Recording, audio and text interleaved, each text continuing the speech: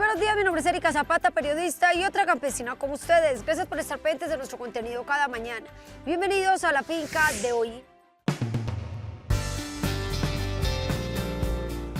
En el municipio de Río Negro, en oriente del departamento de Antioquia, conocemos la historia de un productor, un agricultor que está mejorando el tema de la producción, la rentabilidad de sus crisantemos hasta en un 20%, modificando la temperatura de estos cultivos. ¿Cómo lo logra? Ya lo sabrán.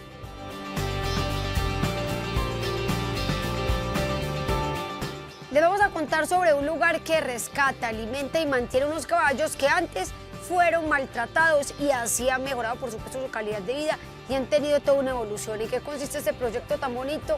Ya se los contamos en la finca de hoy.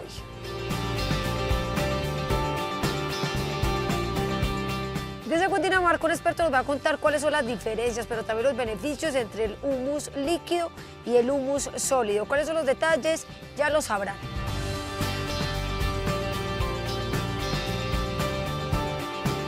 Información, experiencias e innovación. Acompáñenos en este recorrido agropecuario por Colombia.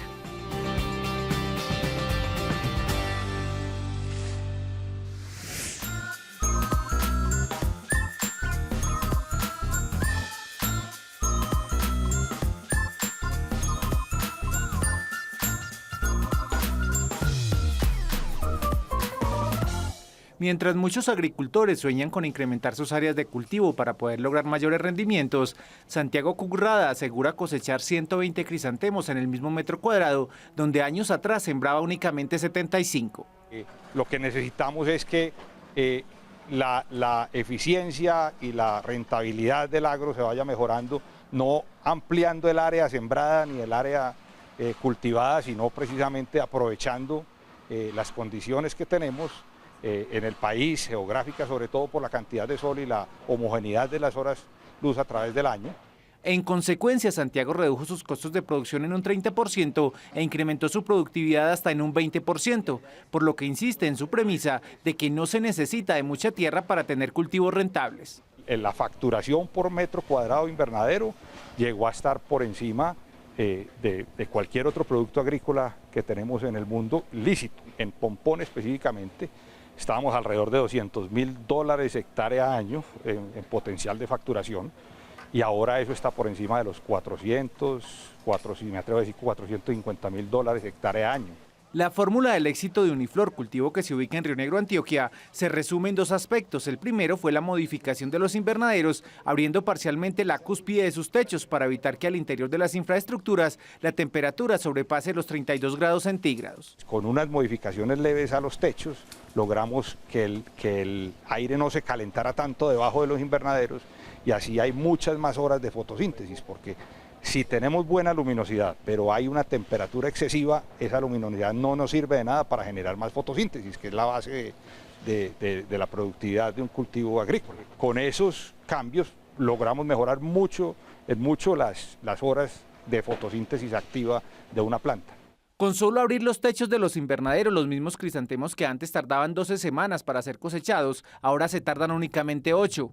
El segundo aspecto que acá incrementó la producción en la misma área de cultivo fue la nutrición, donde el nitrógeno, el fósforo y el potasio son los elementos más demandados bajo invernadero. Que la planta con un metabolismo ya más acelerado trabajando, pues necesitaba reponerle el agua mucho más rápidamente. Entonces empezamos a trabajar en todo tipo de proyectos para mejorar la cantidad y la calidad del agua que se le da a la planta. En ese sentido hemos implementado varias tecnologías que han ayudado entonces a que se movilice el agua a través de los tejidos de la planta en la mayor proporción posible. Eso es comida. Entonces si el agua trae la comida correcta, el número de cosechas que sacamos al año, pues ya llegue cerquita a las 8 cosechas al año. Que el potencial de facturación por metro cuadrado por metro cuadrado año de un invernadero de este tipo de flor, pues se haya más que duplicado. Al poder mejorar las condiciones en las que crece el producto, podemos acercar más las plantas y sembrar más plantas por metro cuadrado. Hay unas etapas iniciales del proceso que consumían mucha parte del área de los invernaderos, casi el 20% del área de los invernaderos. Con mejoras que hemos implementado se han reducido a menos del 10% del área. Entonces ese 10% se liberó para tener más producción de producto final. Todo eso combinado dio un crecimiento 243%. Santiago asegura que la estrategia de cultivar pompones de manera intensiva se puede llevar a otros cultivos como pasifloras de Uchuva y plantea además que aparte de la rentabilidad que se puede obtener con mejorar las prácticas de los cultivos, la clave está en sacar en lo posible a los intermediarios del negocio. Es la integración vertical, que el productor no sea el que venda su producto en finca, sino que lo venda más abajo en la cadena de distribución posible para que participe en una mayor porción de la cadena de valor del producto. El producto lo más procesado y lo más cerca al consumidor final posible, ¿cierto? Eso le cambiaría completamente el atractivo y los resultados financieros a las operaciones agropecuarias. Eso también viene acompañado con una generación muy grande de mano de obra, porque a raíz de que es más intensa la producción, pues ya los índices a los que estábamos acostumbrados eran 12, 15 trabajadores por hectárea en flores. Esto nos lleva a unos índices de casi 25 trabajadores por hectárea. La empresa exporta 168.000 tallos diarios de crisantemos a Estados Unidos y Canadá.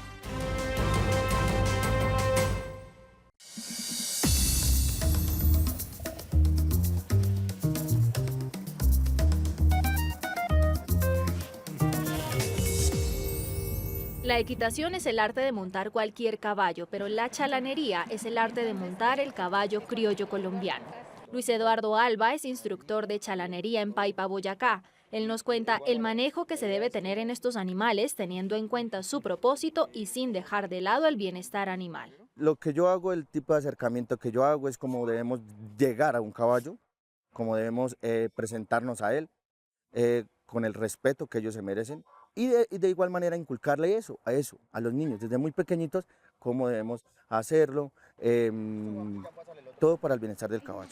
El manejo con los caballos criollos colombianos para la chalanería es mucho más suave en comparación al que se debe tener con los caballos de competencia.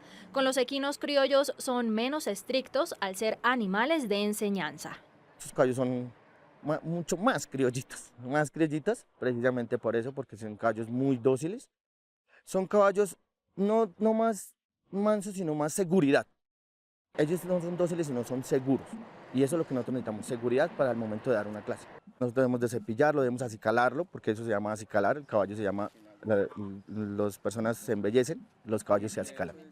Entonces nosotros ese acicalamiento, que como ensillar el caballo. En esta finca hay animales estabulados y otros en exteriores. Las pesebreras deben cumplir con una medida de 3 por 3 metros para su comodidad y deben ser limpiadas todos los días. Hay unos que están estabulados y otros que están aquí afuera. ¿Por qué? Porque manejan, ellos manejan un tipo de estrés.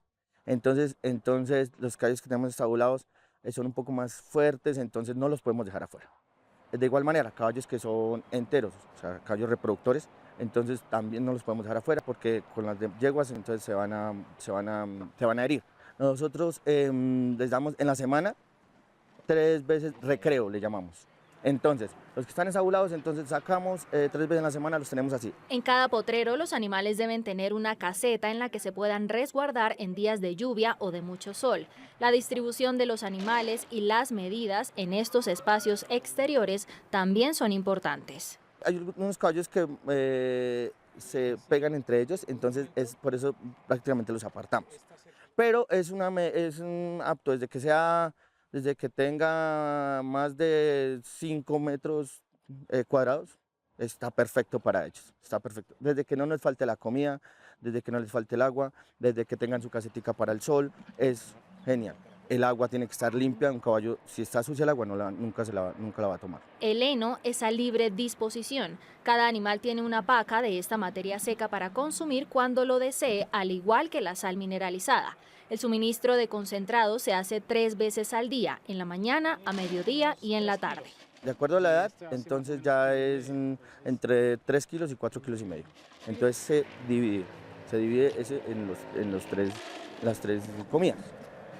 Y los baños, entonces nosotros tenemos que, obviamente el baño, el caballo no se puede bañar tanto porque ellos también manejan un pH, entonces las cerradas, normalmente la gente, yo espero hasta que se le caigan las cerraduras al caballo, no es así, el caballo se debe herrar cada 40-45 días, ¿Todavía tiene las cerraduras? No importa. ¿Por qué? Porque debemos cuidarle los aplomos. En cuanto al manejo sanitario, la prueba de anemia infecciosa es de las más importantes a realizar en estos centros equinos. Se hace la prueba de anemia, se saca sangre, se le lleva al ICA. Allá entonces tiene que, obviamente, negativa. Esa tiene una validez de 1 año. Cada año tenemos que hacerla. Fuera de eso tenemos que hacer encefalitis y la influenza. Esas sí son vacunas. Las vacunaciones y el manejo sanitario con los equinos en los criaderos deben ir encaminados a la legislación nacional y cumplir con lo establecido por el ICA en la libreta sanitaria equina mediante la resolución 20174 de 2016.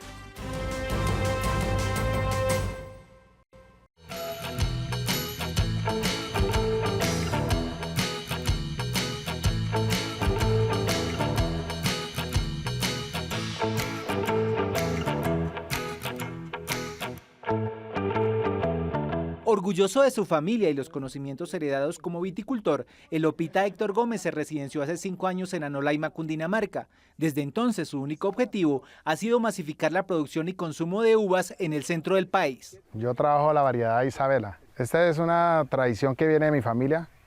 Toda esta semilla viene del departamento del Huila, de Altamira, Huila, capital bizcochera de Colombia. Ahí fue donde empecé a tener un gran conocimiento y también pues trabajé en la época colegiala en la uva. A pesar de que en la vereda La María Alta de Anolaima la luz termina 1 hora antes de que en su tierra natal, Héctor no desiste en su idea de que en Cundinamarca es posible también establecer viñedos. Anolaima debe seguir siendo la capital frutera y en diferentes veredas he visto que han alejado los cultivos de frutas, ¿no? Entonces, qué chévere era implementar este cultivo donde yo tenía un conocimiento, donde hemos tenido cosechas exageradamente extraordinarias. La uva era la principal que faltaba en la canasta de las frutas. Aquí producimos la naranja, mandarina, mango. También en diferentes veredas he conocido la manzana de agua y la ciruela. La temperatura también registra 4 grados centígrados menos que en su natal Huila. Sin embargo, el mayor desafío, según Héctor, ha estado en convencer a la gente de que en esta zona del país las uvas pueden entregar resultados satisfactorios. Casi no necesita de agua. Cuando empezamos la uva fue en un verano muy exagerado. Y dentro de ese verano, pues, varios amigos nos hacían comentarios, no, usted volvió loco, eso no se da, eso no se produce. Y inclusive cuando está en el ciclo de maduración la uva, la gente ve y, oiga, ¿qué pasó? Dañó la uva, aunque la fumigó. Al estar ya en ciclo de maduración, la hoja se marchita. Entonces ahí es cuando viene como la curiosidad del señor que llega, que pasa, entonces trae como esa intriga de que se ha dañado la uva. Su clave está en garantizar que la floración y llenado de frutos ocurran en las 2 épocas más calurosas del año, obteniendo 2 cosechas, en mayo y en diciembre, meses en que además logra la mayor rentabilidad posible. Era una producción de 200 matas que nos va a producir un promedio de 5 toneladas, un país 6-7 millones, un 50%, 60%. La gran diferencia de los otros cultivos es que esta no necesita nada de veneno, de químicos. Aquí lo único que necesitamos es que nos caliente el sol, si puede, entre más verano mejor, porque habiendo verano nos sale más dulce la uva. En cambio, cuando estamos en época de invierno nos sale ácida. Además de vender sus cosechas en fresco, Héctor le apuesta al valor agregado bajo 2 modalidades. También vendemos semillas que estén a punto de ser trasplantadas en el sitio del señor que compra. También sacamos las pulpas, viene de 400 gramos, la pulpa de uva para el jugo, un jugo que viene con el dulce de su uva.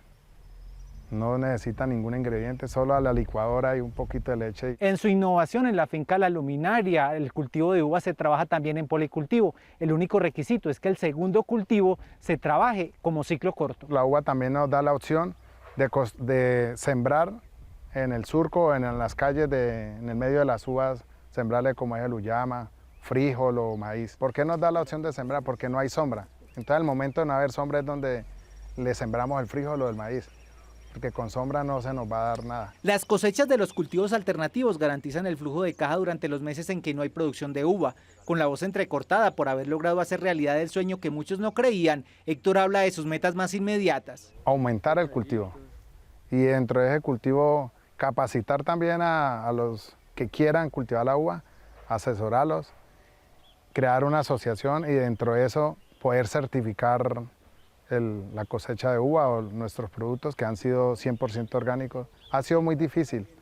No hemos contado con una asesoría ni un apoyo como en el sentido de certificar nuestro cultivo. También sueña con fabricar vinos y postres a partir de la vid y asegura que cada proceso de valor agregado le permite aumentar sus ganancias hasta en 2.000 pesos por kilo de uva. La trivia del campo. Conviértete en un experto con la finca de hoy. Pregunta: ¿cómo se llama la principal forma de producción de animales acuáticos? A. Ganadería. B. Acuicultura. C. Apicultura. Piénsalo bien y descubrirás la respuesta correcta.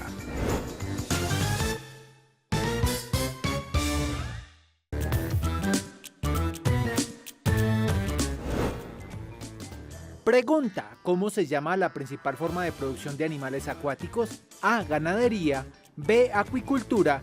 C. Apicultura. La respuesta correcta es la B. La acuicultura es la cría, el cultivo y la recolección de organismos acuáticos en agua dulce y salada para el consumo humano y la conservación. Sus matices son muy amplios, pues va desde crustáceos hasta peces.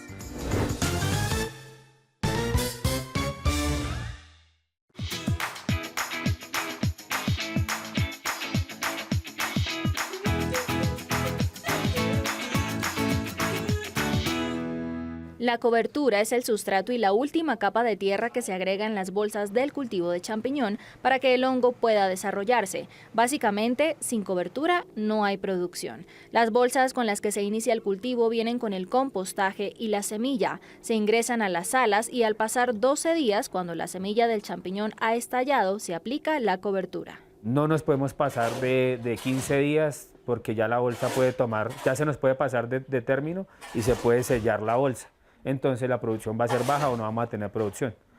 En el proceso del champiñón los tiempos son muy exactos. Para preparar la cobertura, estos productores utilizan turba importada de Holanda. A esta le aplican carbonato de calcio haciendo volteos con palas. Esto es un material que vegetales descompuestos, bueno, trae todo pero también ya trae el tema de tecnología para el champiñón. En esta cobertura se compra, viene con un pH de 7.3. Nosotros acá lo que hacemos es triturarla de manera de que nos quede bien esto, porque si nos quedan grumos, pues no nos va a salir champiñón. Cada bulto de turba contiene 70 kilos. Para la preparación se agregan 12 kilos y medio de carbonato de calcio por cada bulto de turba, es decir, un bulto de carbonato por cada 4 bultos de turba. Esto lo que hace es retener humedad.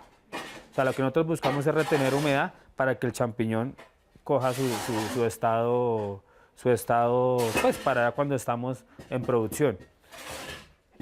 Como la cobertura viene en una de estas de 7.3, en un pH de 7.3, nosotros lo que hacemos es agregar un poquito de carbonato de calcio para nivelar el pH y de pronto para que el tema de acidez y pues esta se nos vaya, no tengamos, o sea, tengamos un producto bueno para aplicarlo dentro del cultivo. Un bulto de turba preparado con el carbonato alcanza para aplicar cobertura a unas 70 u 80 bolsas. Luego que ya se hace la mezcla, ya está bien mezclada, empezamos a mojar con agua. Mojamos con agua pues para darle el estado ya de la textura para ingresar a la sala. Nosotros la preparamos un día anterior para aplicarla al siguiente día. ¿Por qué? Porque pues no se puede aplicar el mismo día porque podemos quemar la bolsa. Ella tiene que, nosotros le hacemos esta para que el carbonato actúe dentro de la cobertura. Luego de que la semilla del champiñón germina, el micelio es la capa blanca que se extiende por la superficie de la bolsa. Si no hay cobertura, el micelio no tiene por dónde continuar su desarrollo. Se sella la bolsa y no hay producción de champiñón. Siempre el micelio del champiñón siempre viene de abajo hacia arriba. Entonces cuando nosotros aplicamos la tierra de cobertura es para que el micelio llegue al estado de la cobertura. Y ahí ya se empieza a formar el champiñón. La ración de cobertura que se aplica a cada bolsa del cultivo es de 1,5 kilos, lo que visualmente sería una capa de 3 o 4 centímetros de ancho en la bolsa. Después de que se aplica, la bolsa se tapa dura 6 días ahí. En 6 días ya más o menos el micelio ya tiene que haber reconectado con la cobertura. Y ahí ya las destapamos, echamos el choque térmico y aplicamos un riego, o sea, un riego preventivo que llamamos nosotros, para darle más humedad, otra vez volverla a dar la misma humedad a la cobertura y el champiñón se pueda empezar a formar, porque si dejamos que la cobertura se nos seque, el champiñón se nos va a deshidratar. El choque térmico consiste en llevar la sala a unos 26 grados centígrados como máximo y luego de manera controlada con temporizador bajar la temperatura a 18 grados. Después se destapan las bolsas y es ahí cuando el champiñón se empieza a formar. A los 20 días de haber aplicado la cobertura ya hay producción y empiezan las cosechas diarias.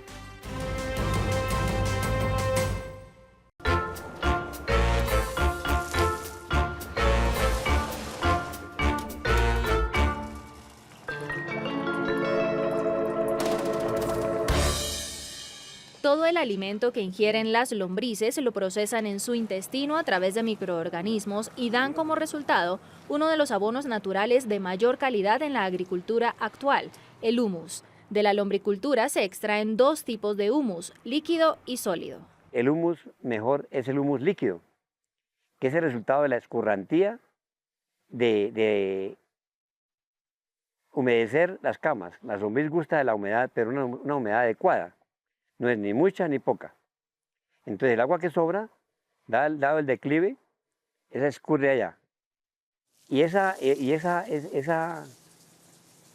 abono líquido, ese humus líquido que aparece allá, en principio se llenó de agua.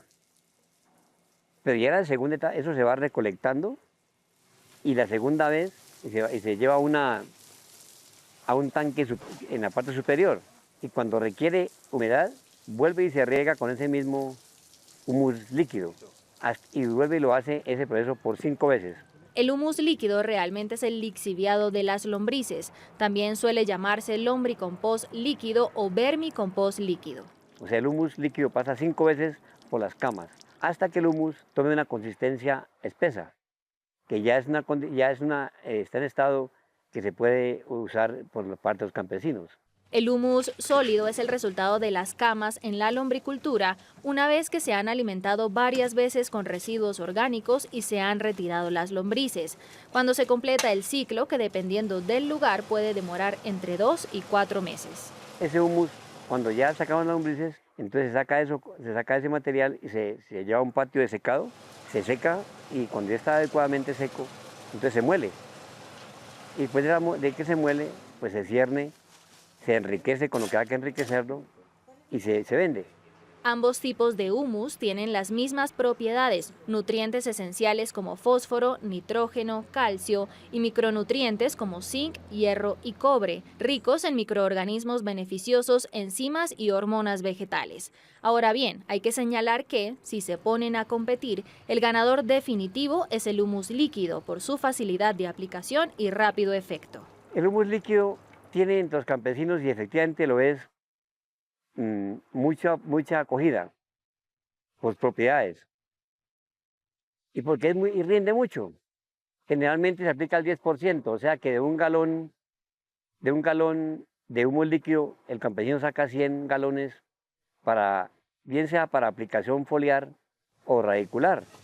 Inclusive hay gente que lo aplica inyectándolo a la misma raíz de la planta. Y además es muy rico en muchos materiales, principalmente microorganismos.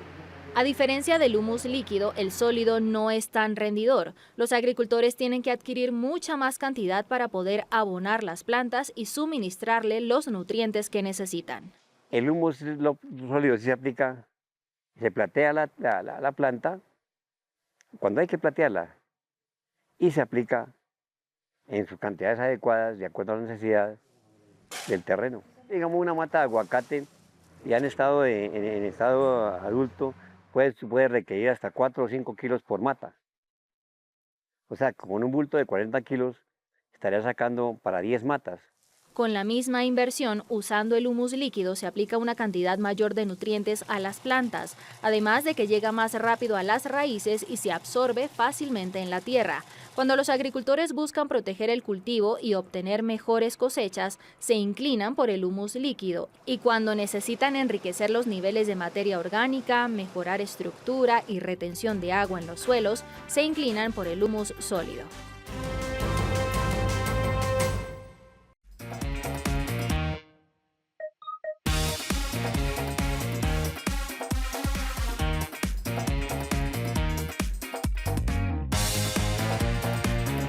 Zootecnista de profesión y piscicultor por pasión, Miguel Ángel Gutiérrez ha puesto de moda en Santander una técnica que, según él, mejora la piscicultura en 5 aspectos. Lleva por nombre simbiótica y se fundamenta en el cultivo y aprovechamiento de microorganismos como hongos y bacterias benéficas. Al momento de nosotros implementar la simbiótica, tenemos los parámetros físico-químicos más estables y dentro del rango. ¿Eso en qué nos va a incidir o qué nos va a traer de beneficio al cultivo? Vamos a tener rendimientos de ganancia de peso en los animales, vamos a tener muy buena parte sanitaria, no nos van a atacar los patógenos, el oxígeno sea mucho más estable porque no hay tanta incidencia de las algas. Además de regular los fitoplancton y zooplancton, los microorganismos de la simbiótica asimilan los restos de alimento, las heces de los peces y todo tipo de sustancias tóxicas presentes en el lago o el estanque. Hacer simbiótica, según nuestro entrevistado, es realmente sencillo. La simbiótica en piscicultura es la utilización de un prebiótico y un probiótico, ¿sí? Y más una fermentación. El prebiótico es en este caso la fuente de energía en que utilizamos harina de maíz, harina de trigo, harina de yuca, podemos utilizar varias fuentes de carbono y en algunos casos podemos llegar a utilizar melaza. El probiótico son las bacterias benéficas y las bacterias que me degradan los amonios. Tenemos fermentación de 12 horas, de 24, de 36, de 48. Entre más tiempo dejemos la fermentación, mayor la replicación de las bacterias. Las bacterias se replican cada 20 minutos. Por decirlo así, vamos a aplicar un ejército de bacterias dentro del estanque. Las materias primas, además de ser aprovechadas por los peces y todo el ecosistema, son fáciles de adquirir. Lo encontramos en el mercado, la harina o repila de arroz, de maíz, de yuca, en cualquier agroveterinaria. Y los probióticos ya hay diferentes marcas en el mercado. Deben ser probióticos específicos para piscicultura. Hay 2 tipos de manera de hacer la simbiótica. La primera con aireación, la segunda sin aireación. La aireación, la diferencia que tiene es que le adicionamos bicarbonato de calcio. ¿Para qué? Para subir la alcalinidad y tener pHs altos, no se me vayan a bajar. Si se va a hacer con aireación, debemos aplicar bicarbonato. Sin aireación, el agua del estanque, no debemos aplicar ningún producto para sanitizarlo o bajar patógenos, porque vamos a bajar ese pH y el salvado y el probiótico.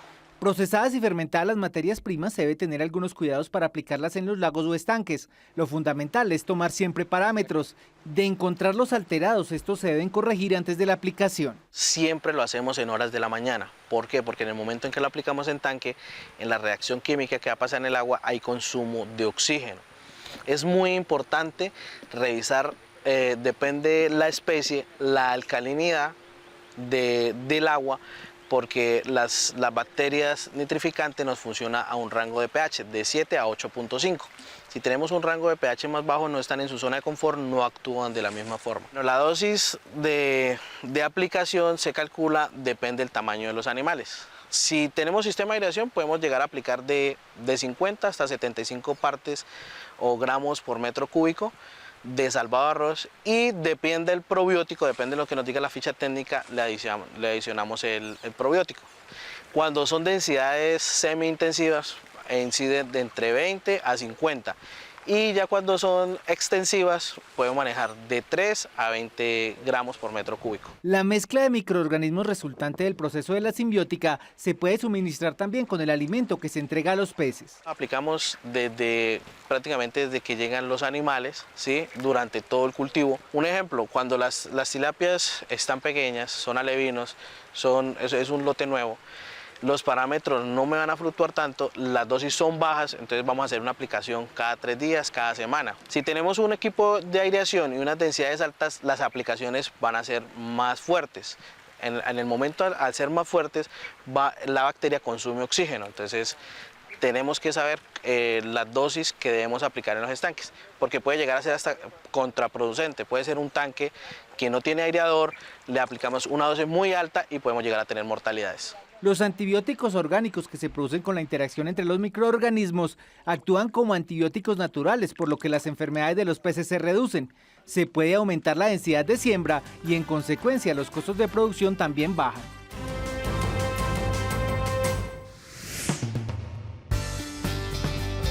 Al regreso, hablaremos con productores ganaderos que están enfocando en tener las certificaciones de inocuidad que garantizan la calidad de sus productos y visitaremos una finca dedicada al cultivo y producción de varios óleos y esencias aromáticas. Ya regresamos. Continuamos con nuestro recorrido agropecuario.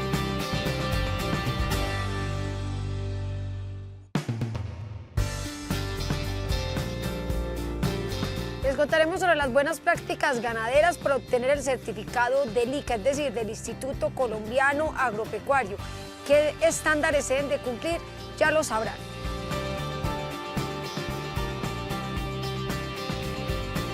Les contaremos sobre la apicultura en una granja integral, es decir, en un pequeño espacio están realizando diferentes actividades agropecuarias.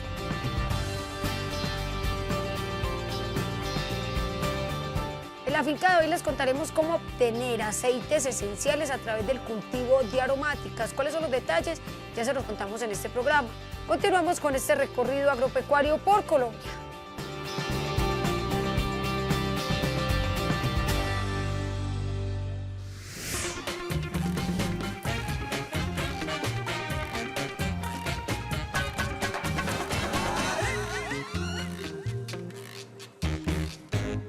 Las buenas prácticas ganaderas son una serie de normas que cumplen los ganaderos para mejorar su producción en cuanto a higiene y organización. Estas se caracterizan como una certificación del ICA. Una ganadera y pequeña productora nos cuenta su historia de cómo aprendió a aplicar estas prácticas en su finca y qué beneficios le ha traído en la calidad de sus productos, garantizando sanidad e inocuidad, con el propósito de disminuir los riesgos físicos, químicos y biológicos en la producción.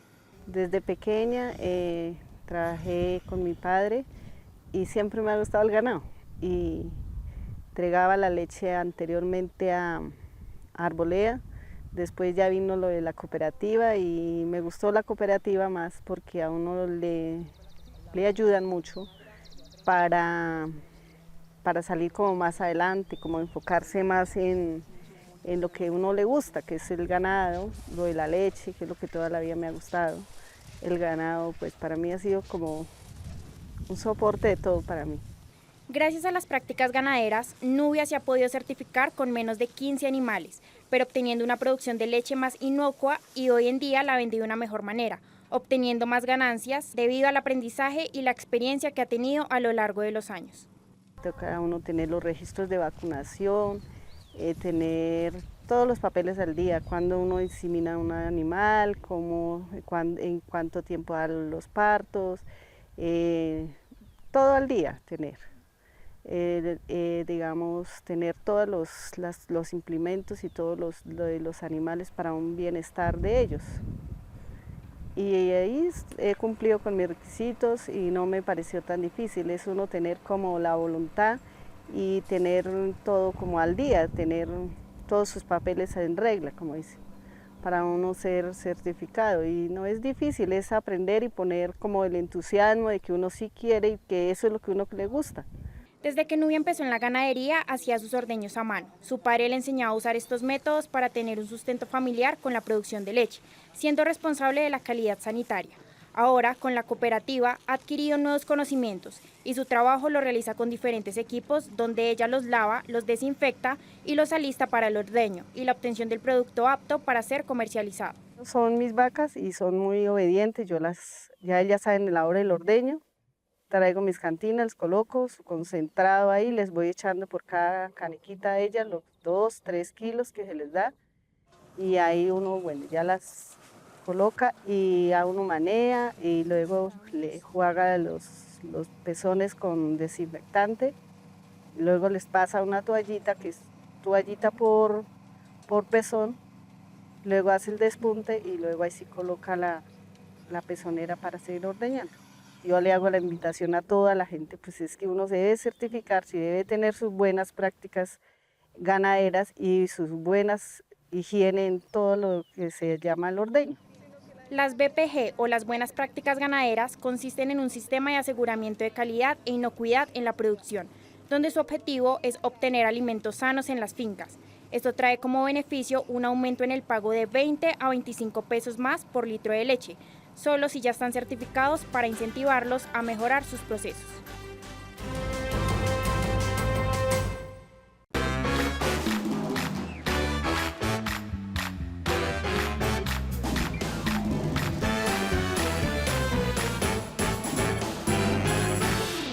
Piloto y oficial naval retirado, Diego Rodríguez decidió rendir tributo a sus orígenes campesinos desde hace 10 años y para ello estableció la Granja La Morenita, ubicada en Cogua, Cundinamarca, un proyecto agropecuario integral en el que la cantidad disponible de tierra no ha sido límite para trabajar con 4 especies pecuarias diferentes y con diversidad de hortalizas, bajo producción orgánica. Son 17.200 metros, tenemos una huerta orgánica, tenemos forraje verde hidropónico, tenemos un gallinero, donde hay más o menos unas 45 gallinas, tenemos conejos, ahí sacamos conejos como mascotas más que todo, tenemos la parte de lombricultura, donde pues con todos los desechos de los animales, los desechos orgánicos, los desechos pues, de la cocina, también manejamos el compost y pues de ahí mismo sacamos para la producción limpia de la huerta.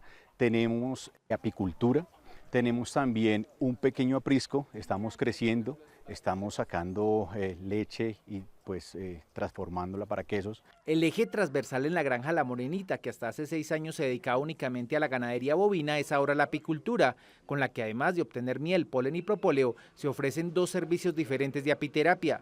Allí las abejas son también el mejor indicador de salud del ecosistema, donde solo por casos extremos se hace uso de agroinsumos, privilegiando así la producción limpia.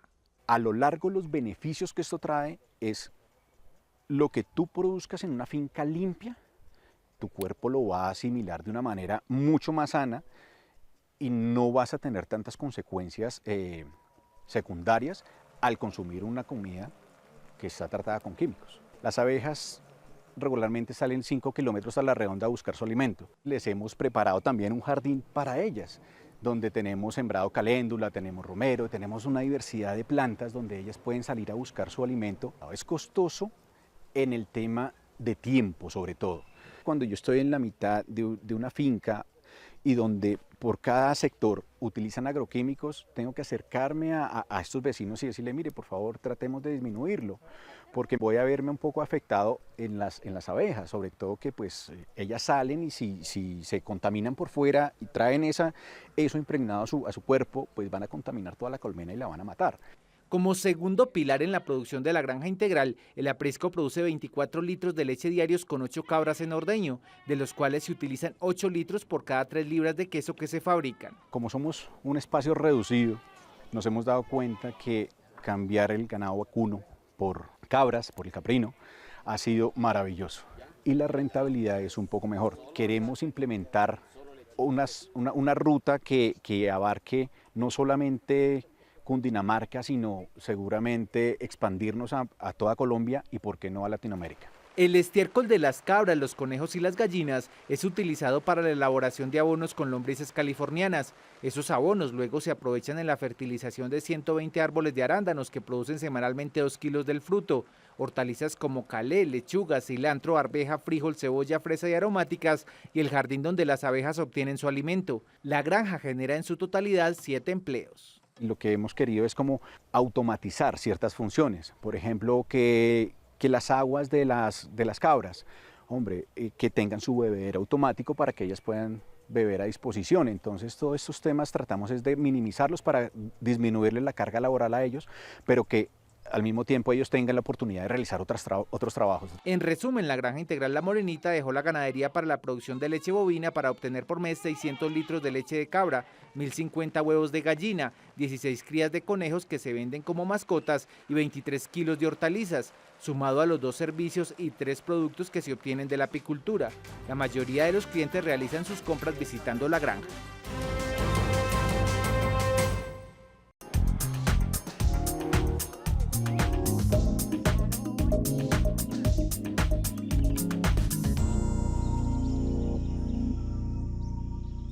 Las plantas aromáticas de la región del Tequendama, en el departamento de Cundinamarca, no solo adornan, aromatizan y embellecen el paisaje. Los agricultores encontraron en su cultivo oportunidades de dinamizar la economía, como en la finca La Isabela, donde sus productores, a través de la extracción de aceites esenciales, impactaron positivamente el entorno ambiental, social y microeconómico. La Isabela es una finca que nosotros adquirimos, pues realmente se adquirió de pedacitos de varias fincas que habían estado en una zona de desastre, porque esta zona se había desbarrancado y se había ido todo. Era el basurero de la zona que es la vereda de La Honda en Tena, Cundinamarca. Lo que empezamos a hacer fue empezar a sembrar frutales que son de la zona, como la guama, como el mango dulce, no el mango grandote, sino el mango dulce, empezar a buscar el mamoncillo y empezamos a buscar árboles que fueran endémicos de la zona para empezar a cultivarlos. Y hoy por hoy, después de 11 años de trabajo, es una finca que tiene 2.000 árboles que hemos sembrado, hemos recuperado los ecosistemas, pero además de eso tenemos nuestra planta de extracción de aceites esenciales. Esta inquietud por la extracción de aceites de las plantas aromáticas es la germinación de la semilla que el padre de Angélica sembró hace décadas, no solo en la academia y en la región, sino también en su familia. La historia de familia es que el trabajo de grado de mi padre, el trabajo de pregrado de la universidad fue hacer aceite esencial de eucalipto. Su trabajo de grado fue hacer un equipo que pudiera trasladar en todas las zonas de cultivo y pudiera coger esas hojas y sacarles aceite esencial. Con cultivadores aliados de la región, recopilan la materia prima necesaria para el procesamiento. Citronela. Lo que hago aquí en la finca, yo soy los que saco todos los aceites de las plantas aromáticas, todos. Como esta mata, la citronela. Entonces, nosotros la recolectamos, la llevamos a la planta, la echamos en las calderas y ahí viene el proceso de ella. Una arroba le da aproximadamente 35 mililitros. Entonces, de los tanques que tenemos acá en la planta, hay uno que hace 30 arrobas, hay otro que hace 20. De ellos lo traen acá, eso tiene un costo, ahí se les paga a ellos. Para sacar aceite esencial necesitas muchísimo material vegetal para poder sacar un poquito. O sea, la proporción es muy poca en la extracción.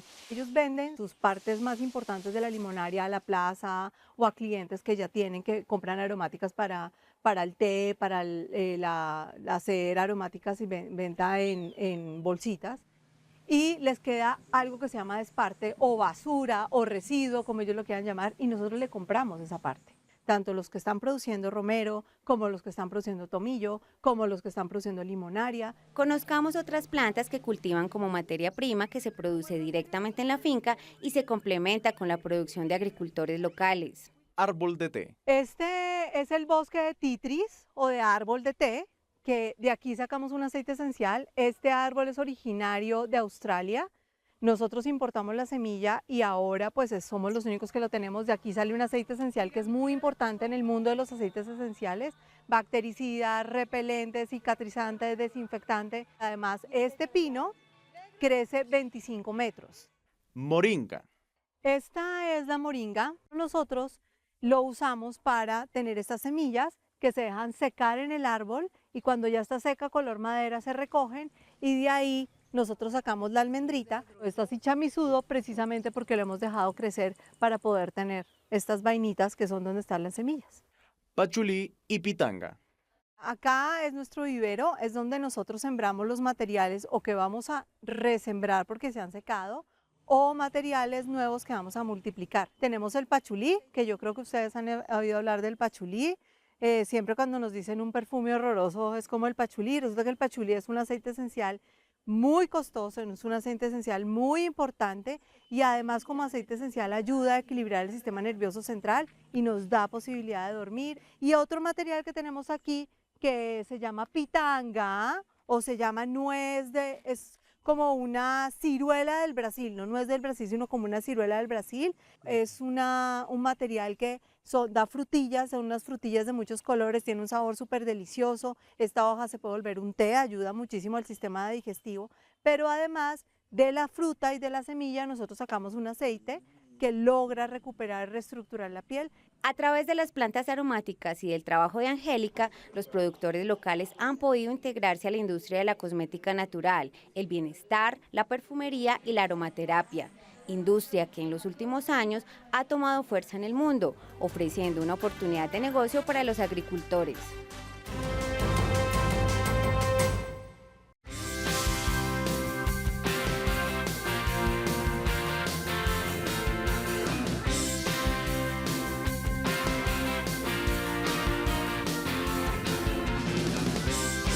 Viticultor gracias a herencia familiar, el huilense Héctor Gómez lleva 5 años cultivando uva variedad Isabela en el municipio de Anolaima, Cundinamarca, y aunque su producción es 100% orgánica, asegura que la vida útil de este cultivo se puede extender hasta por 40 años, siempre y cuando se pongan en práctica 6 labores culturales específicas. La primera es el emparrado, armazón que nuestro entrevistado construye con 3 materiales y permite sostener y orientar el desarrollo de la planta, cuya naturaleza es trepadora y de tallos retorcidos. Una buena guaya, un alambrado calibre 12 y la guadua.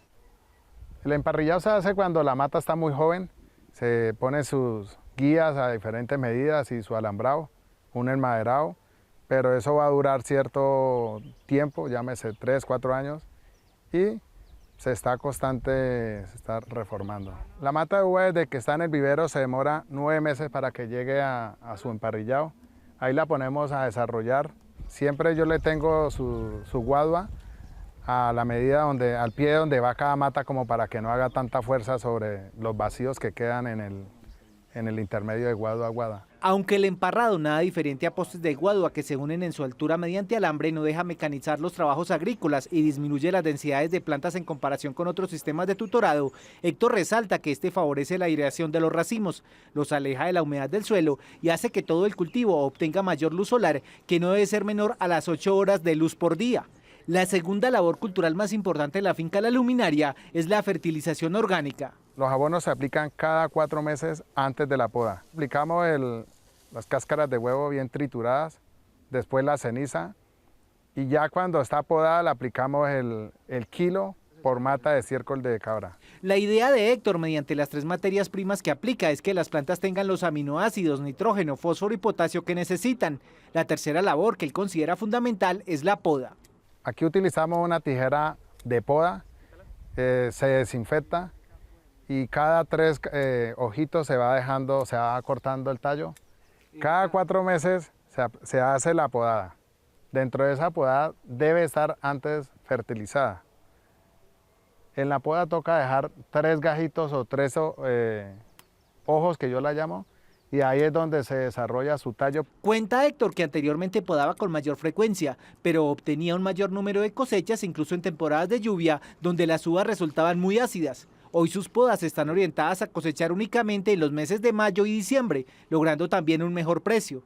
Junto a la poda aquí se realiza otra curiosa labor y es lo que el viticultor define como desplumillada. La desplumillada es un cogollo que se le quita para que la uva engruese y haya más ramilletes.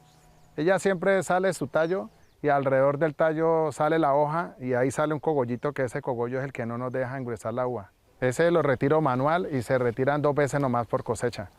Él mismo va mostrando su función y entonces yo lo identifico y lo voy rasgando. Tal vez por el clima, el cultivo de uva de Héctor no se ha visto afectado por enfermedades tan comunes como el oidio, el milteo velloso, la botritis y cladosporium. Sin embargo, en su predio el monitoreo constante por otros 3 motivos sí es común. Nos ha atacado son las heladas.